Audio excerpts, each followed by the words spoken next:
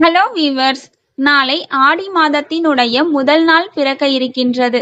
ஆடி மாதம் முழுவதும் வீட்டில் பக்திமயம்தான். குறிப்பாக வீட்டில் இருக்கும் பெண்கள் ஆடி வெள்ளி, ஆடி செவ்வாய்களில் அம்மன் வழிபாட்டிற்கு மிகவும் முக்கியத்துவம் கொடுப்பார்கள்.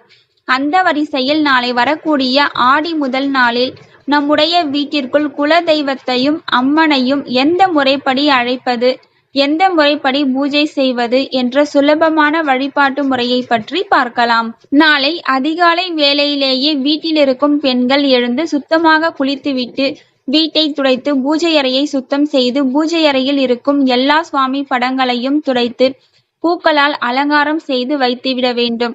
நாளை ஆடி முதல் நாள் என்பதால் வேப்ப இலையை கொண்டு உங்களுடைய நிலைவாசலில் கட்டி வைத்து விடுங்கள்.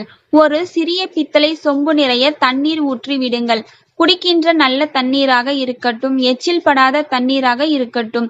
அதில் ஒரு சிட்டிகை மஞ்சள் தூள், ஒரு சிட்டிகை குங்குமம், 2 வேப்ப இலை போட்டு இந்த தீர்த்தத்தில் உங்களுடைய குல தெய்வமும் அம்மனும் வந்து அமர வேண்டும் என்று மனதார பிரார்த்தனை செய்து கொள்ள வேண்டும். பூஜை அறையில் சிறிது நேரம் அமர்ந்து உங்களுடைய குல தெய்வத்தின் நாமத்தை 108 முறை மனதுக்குள் உச்சரிக்க வேண்டும். ஓம் சக்தி என்ற நாமத்தினை 108 முறை உச்சரித்துவிட்டு அம்மனையும் குலதெய்வத்தையும் கலச சொம்பில் ஆவகனம் செய்து இந்த தீர்த்தத்தை பூஜை அறையில் வைத்து சர்க்கரை பொங்கல் நைவேத்தியமாக வைத்து தீபாராதனை காட்டி மனதார ஆடி மாத முதல் நாள் பூஜையை நிறைவு செய்து கொள்ளுங்கள். அடுத்தபடியாக உங்களுக்கு நிறைவேறாத வேண்டுதல் ஏதாவது இருந்தால் நாளை 1 ரூபாய் நாணயத்தை மஞ்சள் நிற துணியில் முடிந்து வைத்து அம்மனின் பாதங்களில் வைத்து விடுங்கள். நீங்கள் வேண்டிய அந்த நல்ல விஷயம் ஆடி மாதத்திற்குள் நிறைவடைந்து விட்டால் ஏதாவது ஒரு அம்மன் கோவில் உண்டியலில் இந்த காணிக்கையை செலுத்தி விடுவதாக பிரார்த்தனை செய்து கொள்ளுங்கள். நிச்சயமாக உங்களுடைய வேண்டுதல் ஆடி மாதம் முடிவதற்குள் நிறைவேறும் என்பது நம்பிக்கை.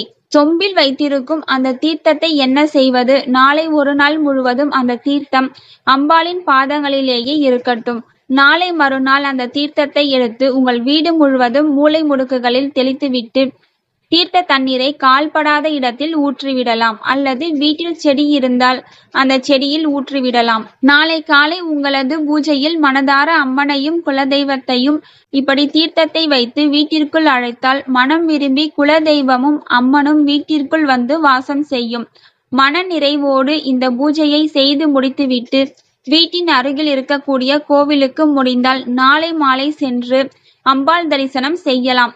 ஸோ இந்த வீடியோ உங்களுக்கு பயனுள்ளதா இருந்தா ஒரு லைக் பண்ணுங்க. பிறருக்கும் பயனுள்ளதா இருக்கணும்னு நினைச்சீங்கன்னா கண்டிப்பா ஷேர் பண்ணுங்க. தேங்க்யூ ஃபார் வாட்சிங்.